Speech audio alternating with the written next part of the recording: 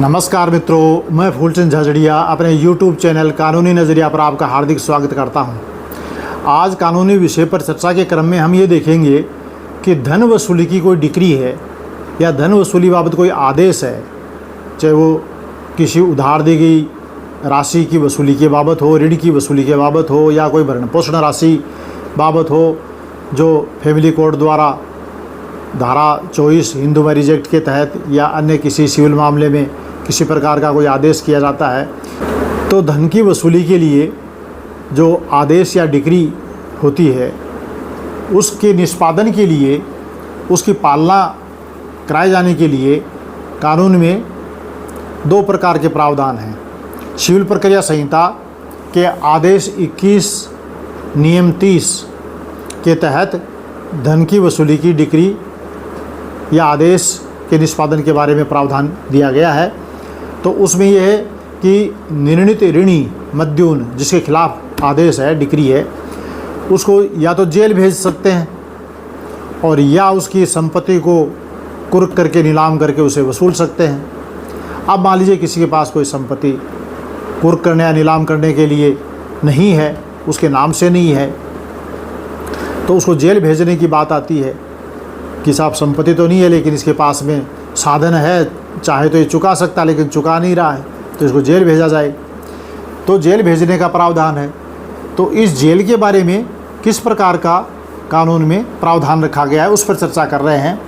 तो सिविल प्रक्रिया संहिता की धारा 56 में ये कहा गया है कि धन की वसूली की डिक्री के निष्पादन में किसी भी महिला को न तो गिरफ्तार किया जाएगा और न ही जेल भेजा जाएगा।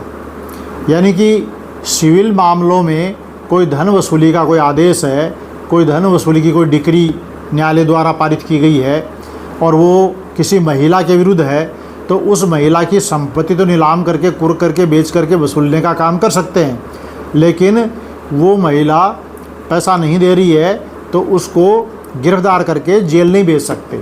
ऐसा कानून CPC की धारा 56 में है। अब इसके आगे देखते हैं CPC की धारा 58 सिविल प्रोसीजर कोड।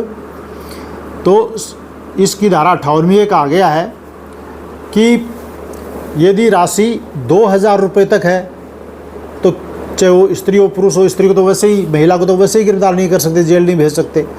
पुरुष को भी 2000 रुपये तक की राशि है तो न गिरफ्तार कर सकते न जेल भेज सकते। और 2000 रुपये से अधिक है और 5000 रुपये से अधिक नहीं है, 5000 रुपये तक है, तो 2000 से 5000 रुपये के बीच की राशि है तो उसमें 6 सप्ताह तक के लिए जेल भेजा जा सकता है राशि अदा न करने पर। और 5000 रुपये से अधिक की राशि है तो 3 महीने तक जेल भेजा जा सकता है। 5000 रुपये से ऊपर, चाहे वो 5 लाख हो और चाहे वो 5 करोड़ हो, कितनी भी बड़ी राशि हो, अधिकतम 3 महीने तक सिविल कारावास में भेजा जा सकता है। सिविल कारावास क्या होता है? सिविल कारावास में अपराधी लोग जो जेल में रहते हैं उनके साथ उसको नहीं रखा जाता, सिविल कारावास के व्यक्ति को अलग रखा जाता है। और ये जो सिविल कारावास में, चाहे वो रुपयों के लेन देन का मामला हो, चाहे वो भरण पोषण राशि धारा 24 हिंदू मैरिज एक्ट का मामला हो, इसमें जो भी आदमी उसको जेल भिजवाता है तो उस जेल भिजवाने वाले व्यक्ति को खर्चा देना होगा और बाद में वो व्यक्ति जो खर्चा दिया है और जेल भिजवाया है तो वो जो जेल में रहा उस व्यक्ति से उस राशि की वसूली वापस कर सकता है। ये कानून की स्थिति है। अच्छा, इसके लिए सीधा ही जेल भेज देते हैं या कोई प्रक्रिया होती है? ऑर्डर 21 रूल 37 में कारण बताओ नोटिस जारी किया जाता है उस ऋणी को जिसके विरुद्ध राशि बकाया है कि क्यों ना आपको जेल भेजा जाए, आप पैसे नहीं चुका रहे हैं। और उसके बाद वो जवाब देता है।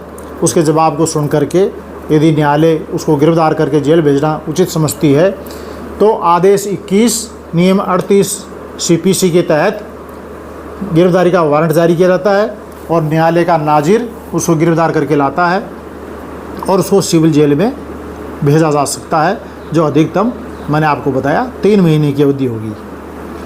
अब प्रश्न ये है कि क्या कोई व्यक्ति किसी के 20, 30, 50 लाख रुपए, 1 करोड़ रुपए लेकर के 3 महीने की जेल काट करके आ जाए, रुपए माफ़ हो गए, ख़त्म हो गए? नहीं, ऐसा नहीं है।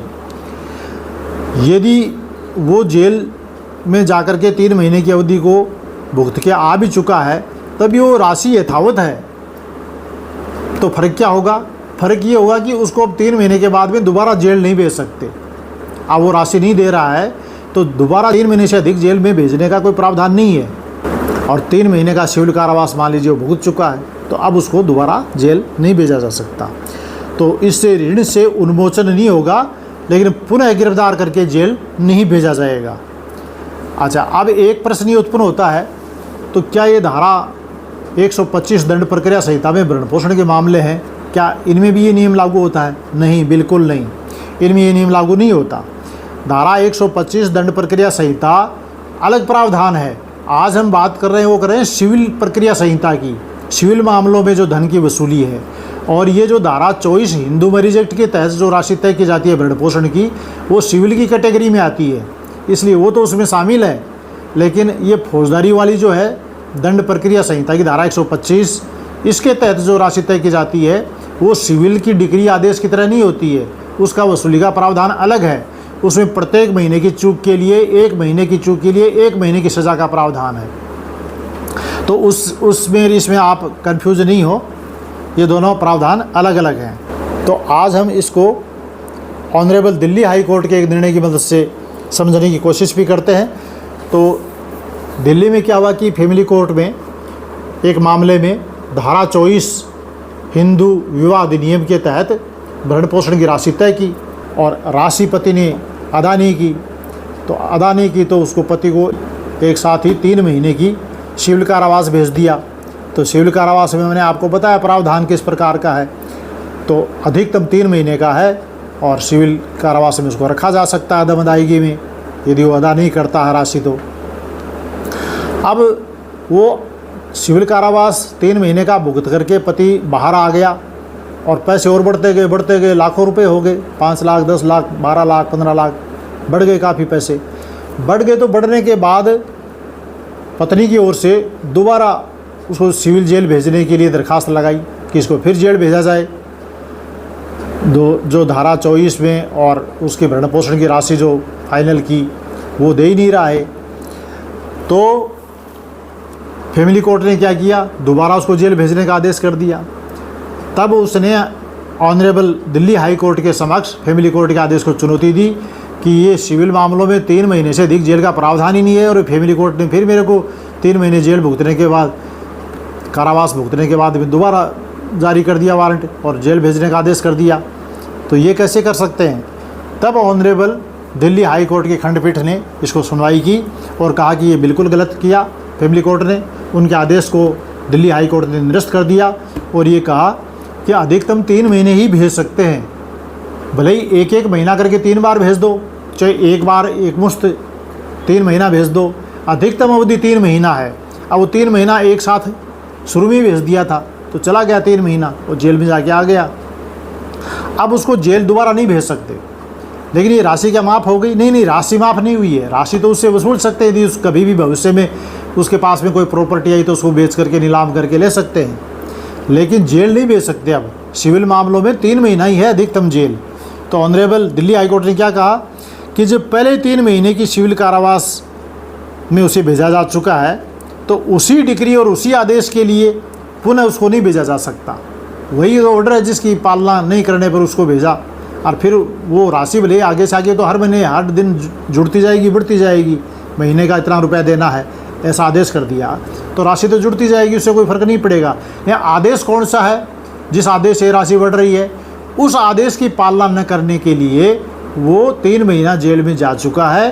तो अब उसी आदेश की पालना के लिए दोबारा गिरफ्तार करके जेल नहीं भेजा जा सकता।